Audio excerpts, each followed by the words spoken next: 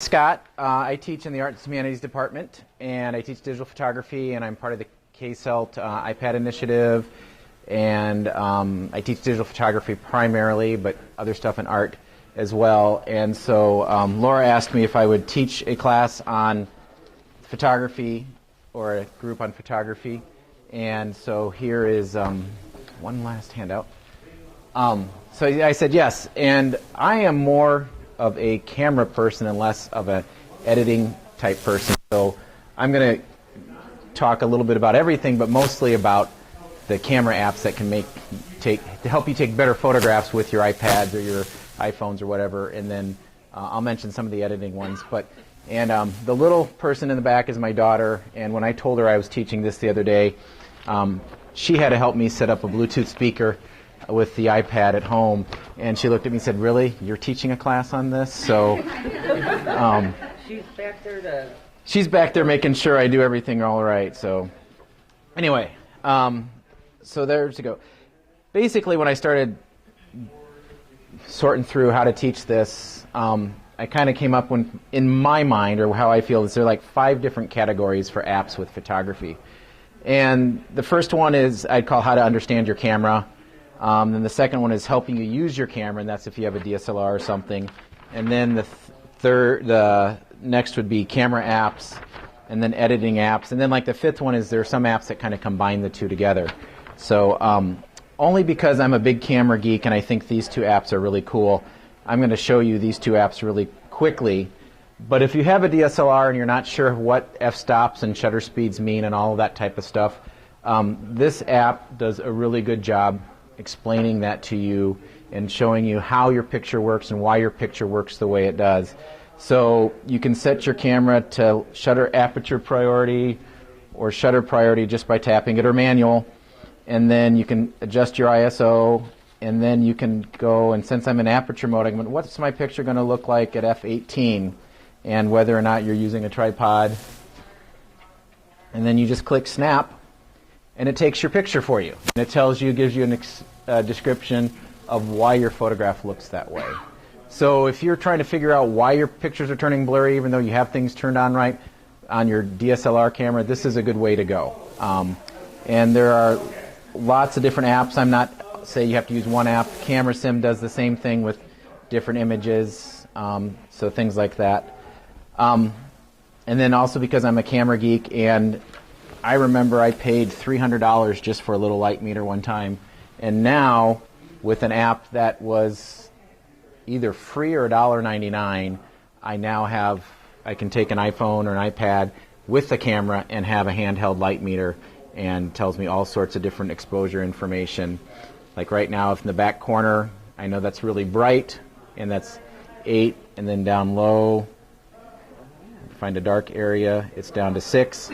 So I know my exposure range and all those types of things, and I can set all sorts of stuff with my ISO, and then it tells me what shutter speed and aperture I need to use in this light setting. So that, for me, being a camera geek, is really helpful and cool. But most people, I realize, aren't there. But that's kind of the first couple of levels with the iPad apps that I think are very helpful for photographers. And then the ones that I have been playing around with and buying and using over the last couple of days, actually the last couple of months, are these camera apps that they're really pretty cool, and they all have different features. It doesn't seem like one app does everything for you. Or one app might have more stuff than you want, another app might not have enough stuff, or sometimes you just want to take a quick picture and you don't want to have to deal with a whole lot. And so some of these apps do different things. We all have seen the camera app that Apple puts on with their iPad. And for the most part, excuse me if you don't cover up the lens, it does a pretty good job of taking photos. The thing that was tough for me switching between photo and video is with iOS 7, I didn't realize you had to slide it. I was sitting here hitting the button over and over, and it didn't do it. And then I realized, oh, you got to actually slide it. I do like the fact that they did the square format, just because I'm a photo geek. But the camera does a good job, and then it also has the HDR setting, which will turn it on, and you can take a photo, and it helps you take a little bit better photo. But there's a better HDR app, and I'll show you that too, and explain HDR a little more.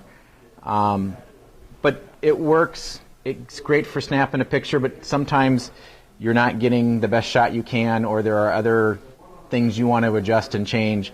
And so with the photography apps, they let you do that a lot better, I feel. So one of the first ones I found is the ProCam and ProCam XL. And yesterday I noticed there was a new one, and so I downloaded it, and it let me keep the old one and the new one, which I thought was interesting. They really work the same. I think ProCam XL is looks a little more like an iPad, and it works a little more like an iPad, where ProCam, the other one, looks more like a camera, and the settings to you might seem a little more complicated. Has it come up yet? No. Did the other one come up when I did that? ProCam? Oh. We lost it. AirPlay. Land and learn. Probably moved it and it didn't like that. Okay, good. So this one looks a little more familiar like your DSLR camera, the settings and the buttons. And the way I have it set up, there's single shot, and if you just grab on the side and spin it, you get different settings, and it tells you at the top what they are and where it changes. So there's night mode. This is for camera shake. It helps stabilize a little bit. Whoops.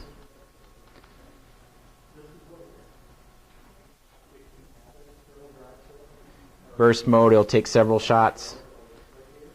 Timer.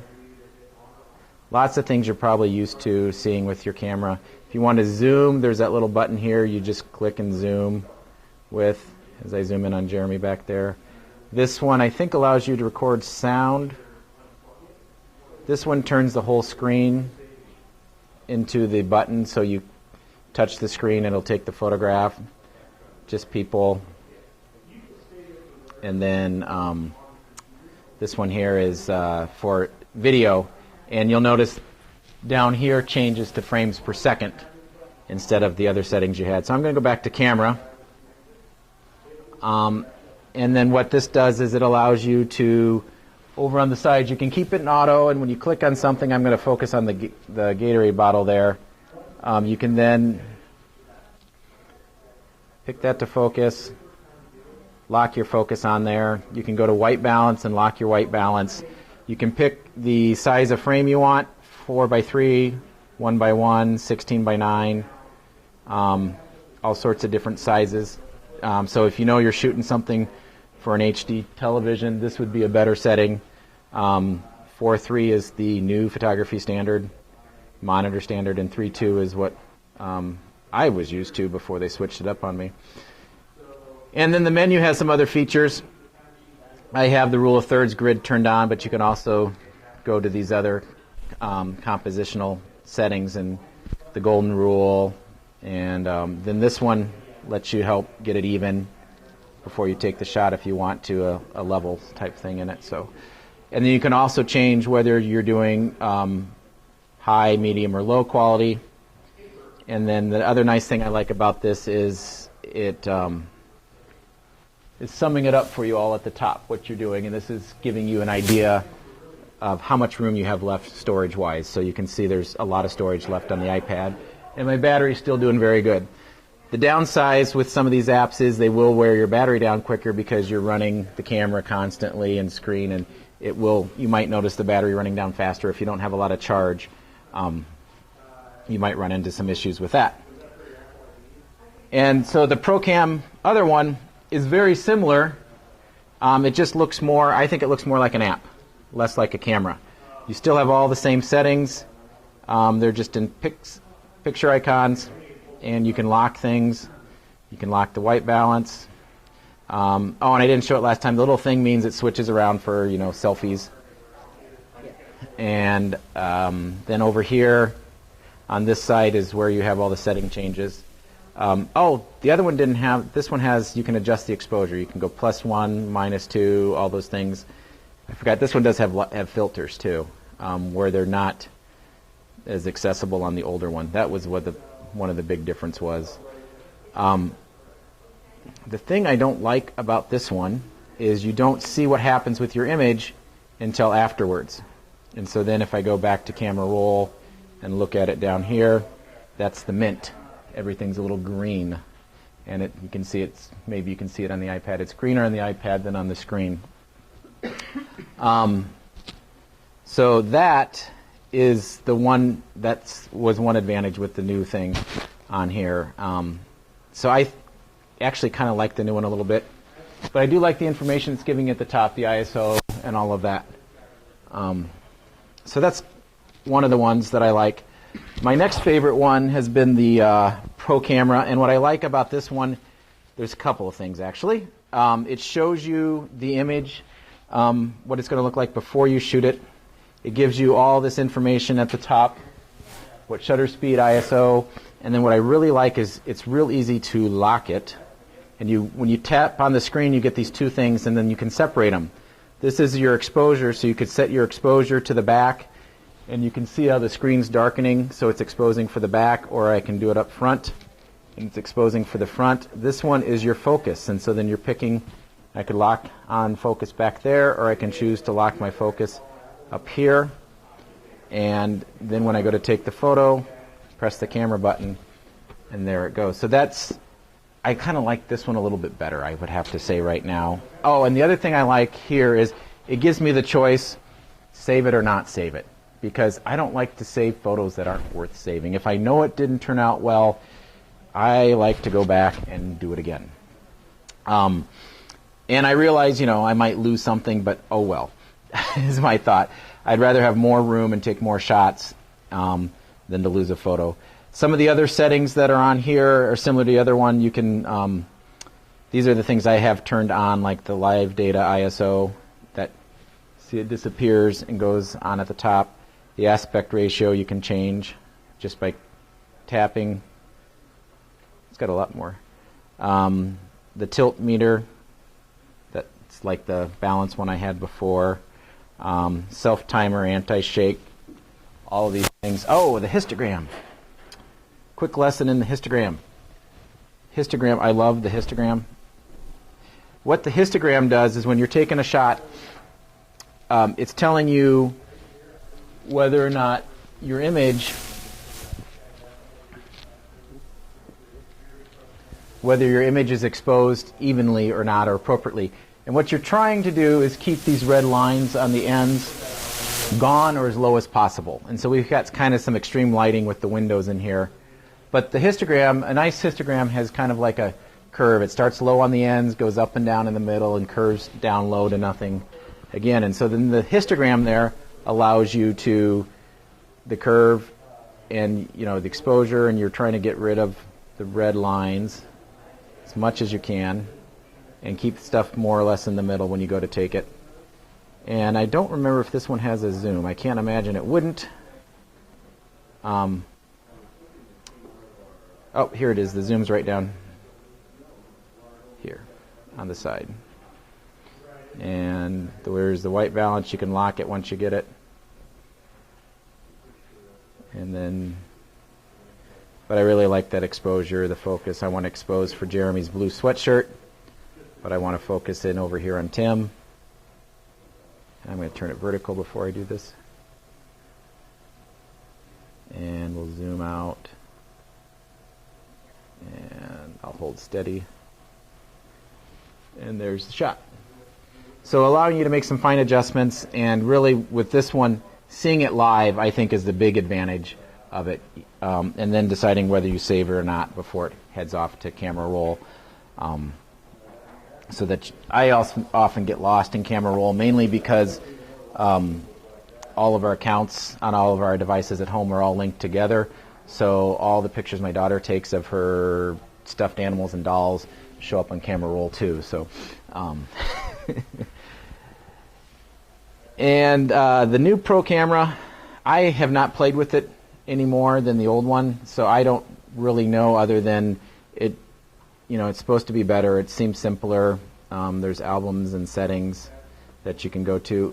The one advantage to the Pro camera is you can create albums and go directly to albums much easier than some of the other apps. So, and a lot of it is just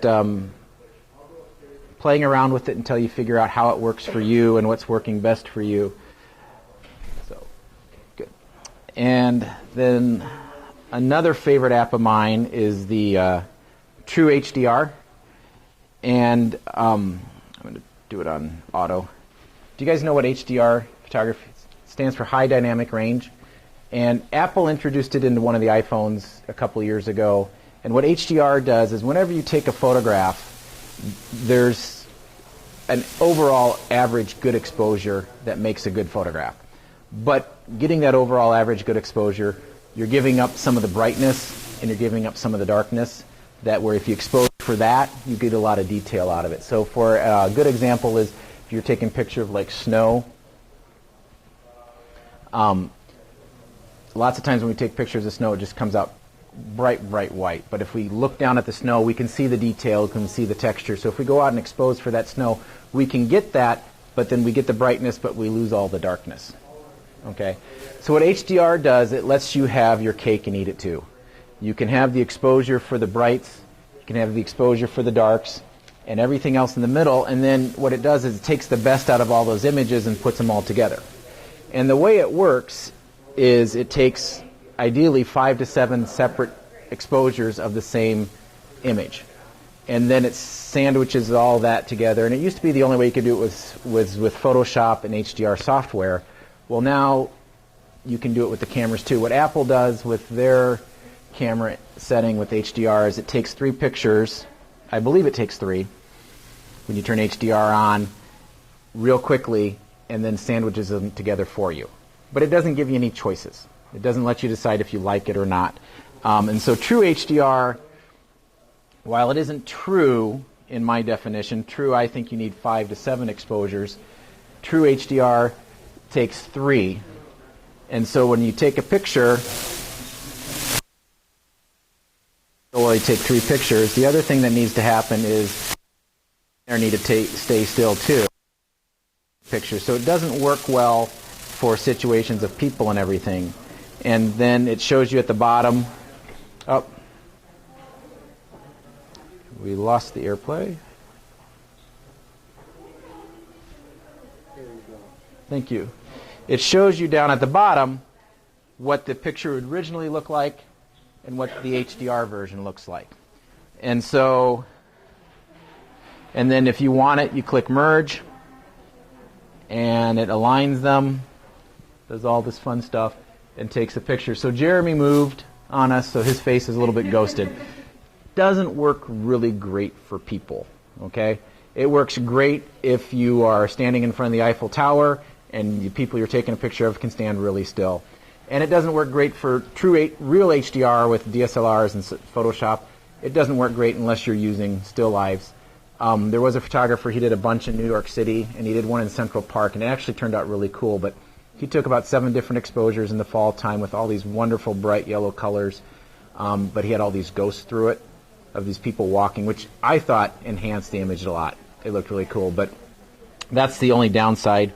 The upside is it does let you capture an image a little bit better than you might not have been able to. You just have to know your subject needs to stay still.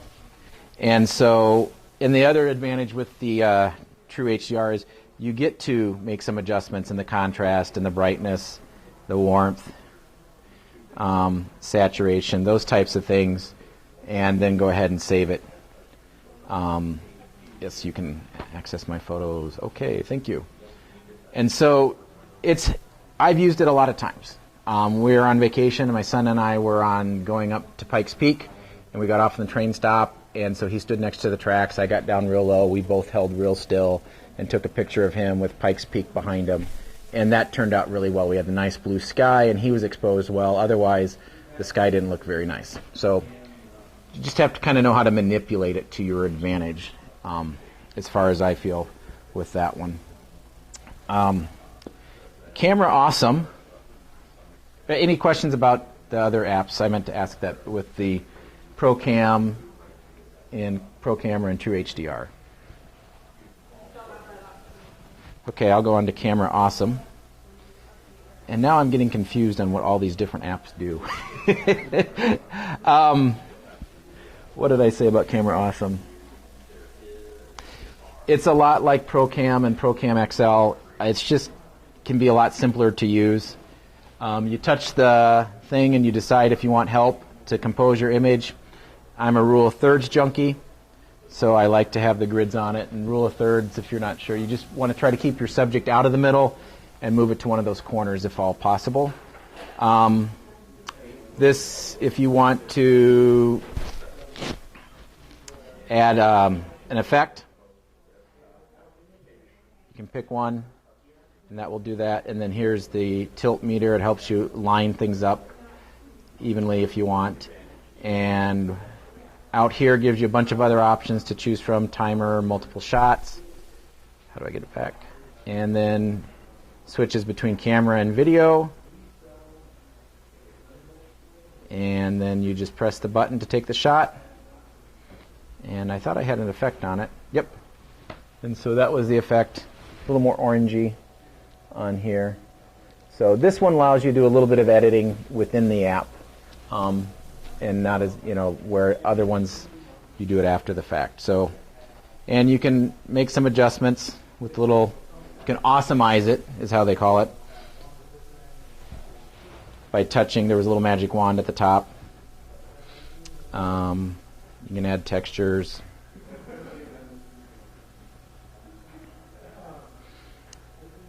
I don't know what shoebox is. I guess for some reason that's shoebox. Denim has a denim texture to it. The frames is kind of cool. I like the gears. So it'll put a frame on your image. Sprockets. Peel. Kind of like the old peeling the Polaroid off. So there's just lots of different things you can do to awesomize your photo. And then you click done, and it's awesomizing it. Grilling panda farts. Alchemizing dragon monkey screams. Toasting pirate booty. All sorts of different kooky things it tells you while it is awesomizing your photo before you get the final one. I'm going to take a chance that this takes me to, yeah. You can export the original, or you can export the edited one to your camera roll so that it's safe in with your photos. You can trash it. You can send it out to somebody with Facebook, Twitter, email, however you want to do. So I'm going to export edited. And that one's Camera Awesome. So this one, it's kind of fun. It lets you do some quick things. And then, let's see, my next thing, the editing apps. The big editing app that's on the iPad is the iPhoto. And I have a love-hate relationship with iPhoto. It works really well.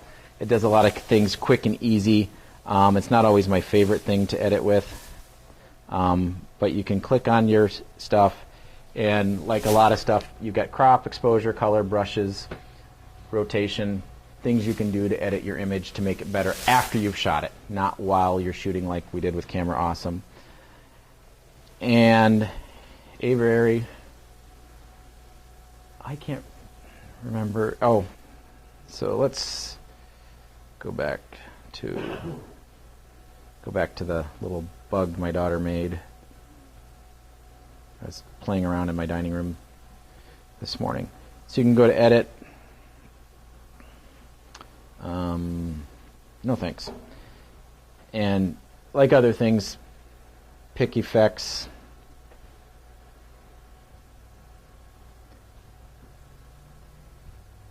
See what Cruise looks like. Cruise gets it really red. You can go back to the original. And of course there's lots of in-app things you can buy. And you can apply the effect. And then you can adjust your focus, how it blurs out. I can change it to linear, and can make it smaller. You don't want to apply it, you click cancel. Sharpness, you can make it so the details come out. And I'm seeing it on the screen much quicker. This is where it was, and when I bring it up, you'll notice details like the table, things start popping up, edges start popping up better, which is nice, but you can go too far and then it gets really pixelated. So you've got to be careful when you're sharpening, because sharpening is a good thing, but too much of anything can be bad. And other things that you might like red eye, which we don't have red eye here, whiten, blemish, all sorts. If you wanted to fix something, you could go in and fix it, and that's rubbing it out. Not the best example, how to rub something out, but you could soften someone's face, things like that. So the adjust, and right now I'm doing the brightness. Touch the bottom, it switches to contrast, warmth, and then saturation. I'm a saturation kind of geek. I like to push the saturation just a little bit.